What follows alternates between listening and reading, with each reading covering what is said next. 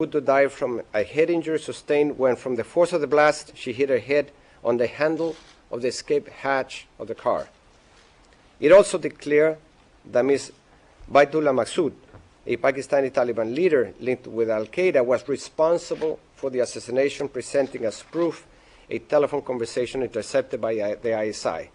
The Commission found that this action preempted, prejudiced, and hindered the subsequent investigation.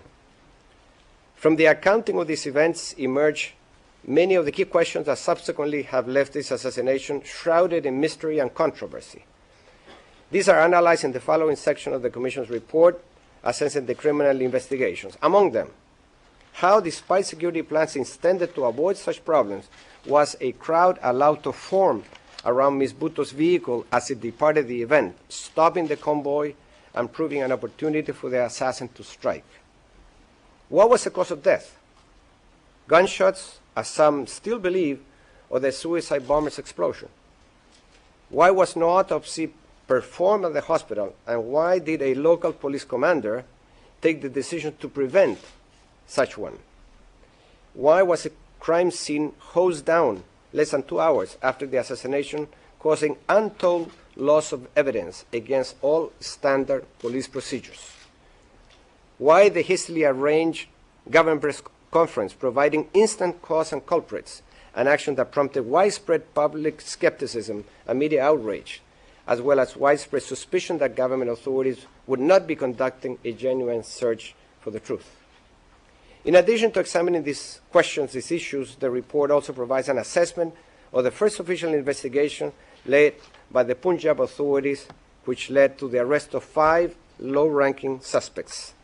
The Commission found that in that investigation, little to no focus was placed on investigating those further up the hierarchy in the planning, the financing, and execution of the assassination. After the arrest of the 5 accused, the investigation essentially ceased looking into the possibility of other perpetrators, particularly those who might have been behind the assassination. The investigation even ceased efforts to identify the suicide bomber, verify the authenticity of Mr. Masood's denial of involvement, or to get to whom might have been behind Mr. Masood, if indeed he did it.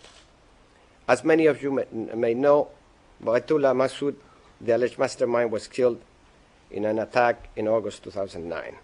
In considering the extent of the official investigation, the Commission developed a picture of the many sources of significant threats that Ms. Bhutto faced on her return to Pakistan. These included al-Qaeda, Baitullah Masood-led Taliban and other jihadi groups, and the so-called establishment in Pakistan, which consists mainly of elements of the country's military command and intelligence agencies and allied political parties and the business elite.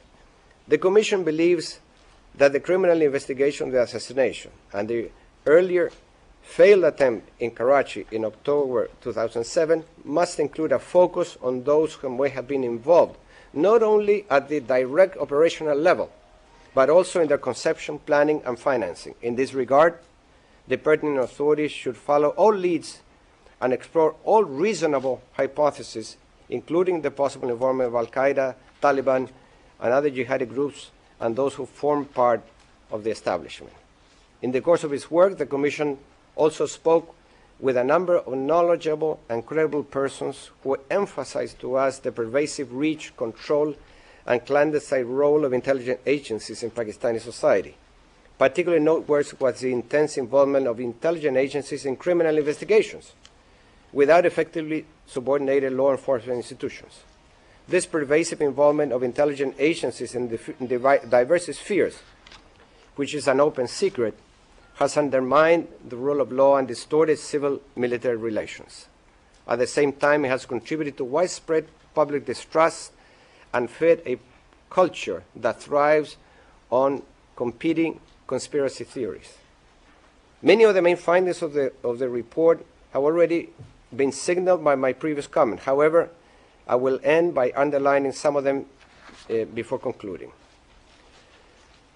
One, Ms. Bhutto was murdered on the 27th of December 2007 when a 15-and-a-half-year-old suicide bomber detonated his explosives near her vehicle. as he was leaving the PPP event in Luakabak. No one believes that this boy acted alone. A range of government officials failed profoundly in their efforts, first, to protect Ms. Bhutto, and second, to investigate with vigor all those responsible for her murder, not only in the execution of the attack, but also in its conception, planning, and financing.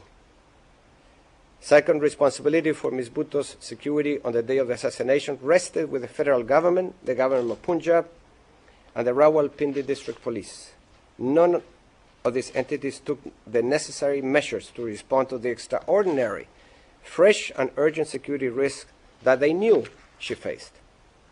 Third, the federal government and the General Musharraf, although fully aware of and tracking the serious threats to Ms. Bhutto's security, did little more than pass on those threats to her and to provincial authorities, and were not proactive in neutralizing them or ensuring that the security provided was commensurate to the threats.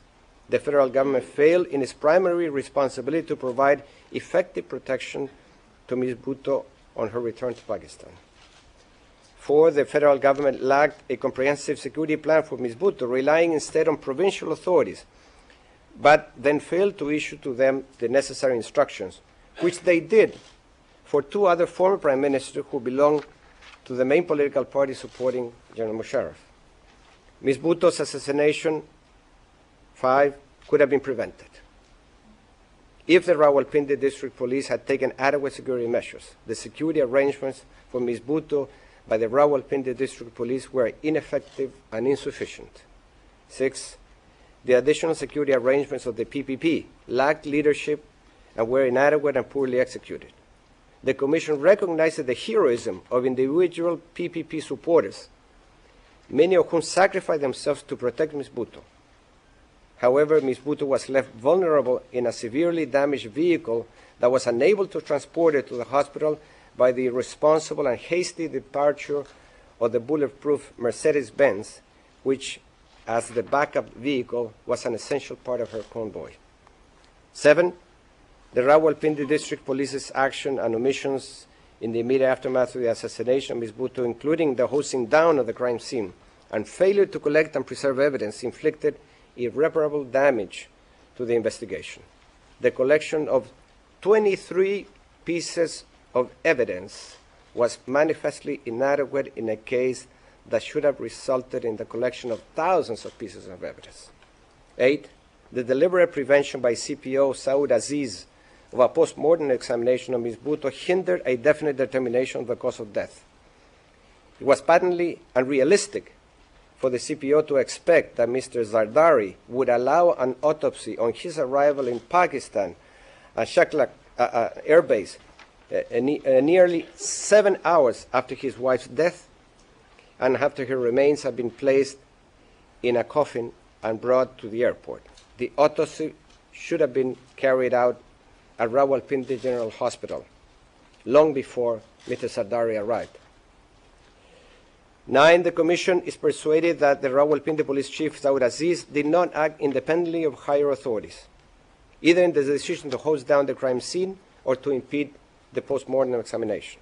10, the government press conference conducted by Brigadier Chima on 28 December 2007, the day after the assassination, was ordered by General Musharraf.